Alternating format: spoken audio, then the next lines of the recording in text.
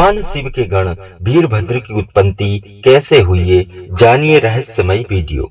भगवान शिव की सुरक्षा और उनके आदेश को मानने के लिए उनके गण सदैव तत्पर रहते हैं। उनके गणों में भैरव को सबसे प्रमुख माना जाता है, उसके बाद नंदी का नंबर आता है, फिर वीरभद्र, और जहां भी शिव मंदिर स्थापित होता है वहां रक्षक कोतवाल के रूप में भैरव जी की प्रतिमा स्थापित की जाती है। भैरव दो हैं, काल भैरव और बटुक भैरव। शिव के प्रमुख गण थे भैरव, वीरभद्र, मणिभद्र, चंदीसी, नंदी, सरंगी, भृंगिरिटी, शैल, गोलकर्ण, घंटाकर्ण, जय और विजय। इनके अलावा पिशाच, दैत्य और नाग नागिन पशुओं को भी शिव का गण माना जाता है। ये सभी गण धरती और ब्रह्मांड में विचरण करते रहते हैं और प्रत्येक मनुष्य, आत्मा आदि की खैर खबर रखते हैं।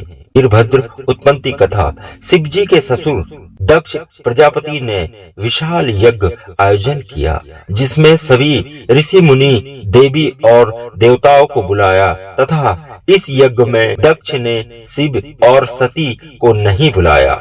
माता सती अपने पति महादेव की इच्छा के विरुद्ध अपने पिता दक्ष प्रजापति के द्वारा आयोजित इस यज्ञ में गई थी। पिता का यज्ञ समझकर सती बिना बुलाए ही पहुंच गई, किंतु जब उसने वहां जाकर देखा कि ना तो उनके पति का भाग है और ना उनका सत्कार किया गया है, बल्कि पिता ने उनकी ओर देखा तक नहीं, अपने और अपने पति का घोर अपमान देखकर सती ने यज्ञ के भीतर ही कूदकर आत्मदाह कर दिया। यह देखकर वहां हाहाकार मच गई। भगवान शिव को यह समाचार मिला तो वे बहुत क्रोधित हो गए। उन्होंने दक्ष और उसकी सेना को वहां उपस्थित उसके सभी सलाहकारों को दंड देने के लिए अपने सिर की एक जटा तोड़ी और पहाड़ पर दे मारी।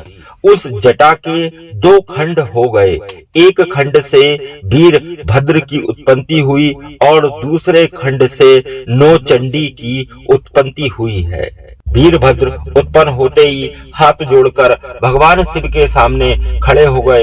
हे भगवंत, मेरे लिए क्या आदेश है? क्या मैं धरती को उथल पुथल कर दूं या आकाश को झुका दूं? इस प्रकार के शब्दों से भगवान शिव से कहने लगे, मेरे लिए क्या आज्ञा है? भगवान शिव ने आज्ञा देते हुए कहा है कि एक दुष्ट प्रजापति दक्ष एक विशाल यज्ञ कर रहा है, तुम वहां जाकर यज्ञ का विध्वंस कर डालो। शिव का आदेश पाकर वीरभद्र कंकल क्षेत्र पहुंचे और उन्होंने देखा वहां पर उस भूमि को रक्त से लाल कर दिया और बाद में दक्ष को पकड़कर उसका सिर धड़ से अलग कर दिया।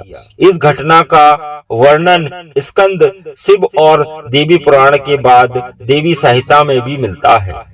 बाद में ब्रह्मा जी और विष्णु जी फिर कैलाश पर्वत पर गए और उन्होंने महादेव से विनय कर अपने क्रोध को शांत करने को कहा और राजा दक्ष को जीवन देकर यज्ञ को संपन्न करने का निवेदन किया। बहुत प्रार्थना करने के बाद भगवान शिव ने उनकी बात मान ली और दक्ष के धड़ से बकरे का सिर जोड़कर उसे जीवन दान दिया। वीरभद्र मंदिर। भगवान शिव के गण वीरभद्र की दक्षिण भारत में शिव जी की तरह ही पूजा अर्चना होती है। वीरभद्र मंदिर लेपाक्षी गांव में स्थित है। यह मंदिर दक्षिण भारत में काफी विख्यात है और दूसरा जिला सीहोर ग्राम बरखेड़ी में वीरभद्र मंदिर स्थापित है और यहाँ सारे देश से दर्शनार्थी दर्शन करने आते हैं। इस मंदिर में भगवान वीरभद्र की पूजा की जाती है। वीरभद्र मंदिर को 16वीं शताब्दी में विजयनगर के राजा द्वारा बनाया गया था। ये बाबा महाकाल की जय।